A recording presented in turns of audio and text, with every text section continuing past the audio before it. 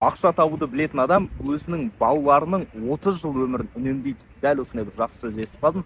Ол қалай да? Себебі ақша табу ол өнер. Ақша табудың жолын үйренуге болады. Сен қандай саламен айналыс, кез келген жұмыспен айналыс, бірақ ақша табудың өзінің алгоритмдері, принциптері бар.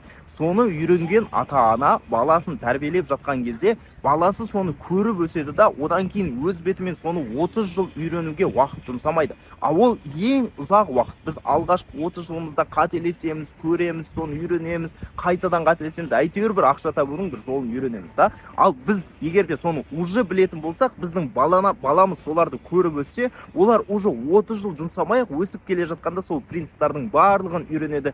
Сонымен қатар біз өзіміздің дәулетіміз арқылы олар кейін бизнес жасаймын десе де, жақсы бір оқуға түсем десе де, кез келген өзін табам десе де, біз оларға алғашқы капиталды жасап береміз да. Сондықтан менің ойымша ақшаны бостан босқа жұмсай